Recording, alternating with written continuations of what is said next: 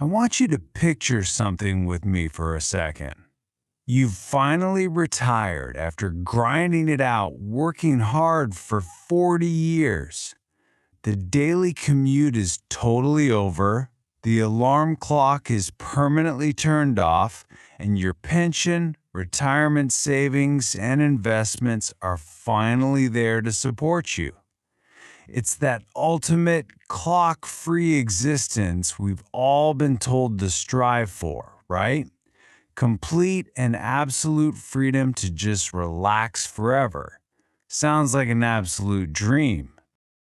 Well, let's dive into this, because that old dream, it's rapidly becoming a myth. Instead of just relaxing forever, we're seeing a massive new reality unfold. Thousands of retirees across the United States, Canada, the United Kingdom, and Australia are actively deciding to start their own businesses. I mean, they're literally trading their hammocks for laptops and business plans. So, in this explainer, we're going to break down exactly why this is happening. We'll cover the unexpected retirement twist, finding purpose and profit, how technology lowers the barriers, the power of experience, building a family legacy, and finally, smart risks for freedom. All right, let's start with number one. The unexpected retirement twist. Think about your own retirement for a moment. After spending decades dreaming about leaving the workforce, why would you, or anyone really, willingly choose to work again? Why trade total relaxation for productivity? Well, the answer is that retirement today is fundamentally different than it was 30 years ago. People are living much longer, staying healthier, and remaining highly active well into their 70s and 80s. A lot of retirees are realizing they don't actually want to stop being productive, they just want the freedom to choose exactly how they spend their time. And honestly, entrepreneurship offers exactly that. That brings us to section 2, finding purpose and profit. And this brilliantly illustrates a huge part of the why. Even in wealthy countries, funding a decades-long retirement is incredibly expensive. Inflation is relentlessly eroding retirement plans that might have looked rock solid just 10 years ago. I mean, the cost of groceries, utilities, healthcare, insurance, and travel, they're all rising steadily. So creating a small business adds a completely new stream of income, reducing the reliance on pensions, Social Security, superannuation, or investment withdrawals. It's just a really smart, practical way to preserve savings while managing modern living costs. But you know, it isn't just about the money. There is a psychological reality that kicks in, which is often called the post-honeymoon phase. At first, doing nothing feels super exciting, but eventually, the vacations end. The television gets boring, and worst of all, the weekends stop feeling special because every single day looks exactly the same. Unlimited free time can surprisingly lead to intense boredom. People find themselves missing the challenge of solving problems, the joy of meeting customers, learning new skills, and just having tangible goals to wake up for. The crucial takeaway here is that a business brings structure back into life without sacrificing flexibility. And research consistently backs this up, showing that mentally active retirees report significantly higher levels of happiness and life satisfaction. They aren't grinding to impress a boss or chase a promotion anymore. They're focusing on their true passions. Some retirees open small cafes because they've always loved cooking.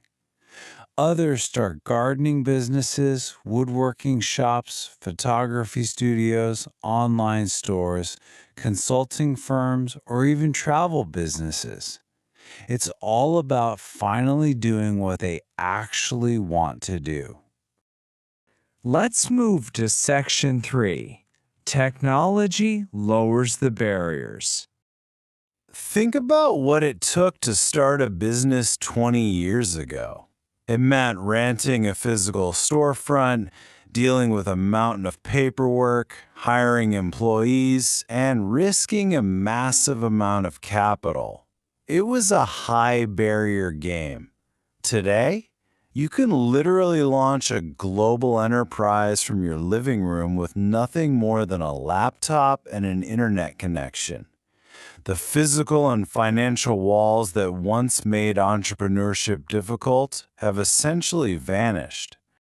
Now, what's really interesting here is the sheer diversity of low-overhead digital opportunities available. Retirees are successfully selling handmade products online. They're packaging their life knowledge into teaching courses and writing books. They're offering consulting services from their home office, creating highly successful YouTube channels, and managing e-commerce stores from anywhere in the world. They're building incredibly efficient businesses with almost zero overhead. Which leads us to number 4, the power of experience. A 25-year-old startup founder might have boundless energy, sure, but a 65-year-old entrepreneur brings something to the table that simply cannot be learned overnight. Decades of accumulated, hard-earned experience.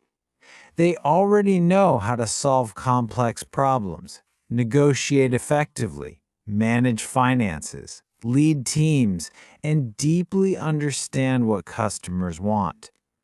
Plus, they possess a quiet confidence. They've lived through economic recessions, job losses, market crashes, and personal setbacks. They know that failure isn't the end of the world. It's just feedback, and that mindset makes them surprisingly resilient entrepreneurs. And because of this, retirees rarely start from zero.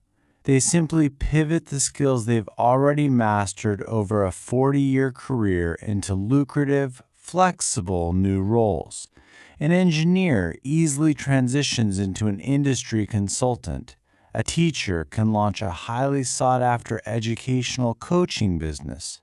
A nurse might start a healthcare advisory service. A mechanic can train apprentices or provide specialized repairs.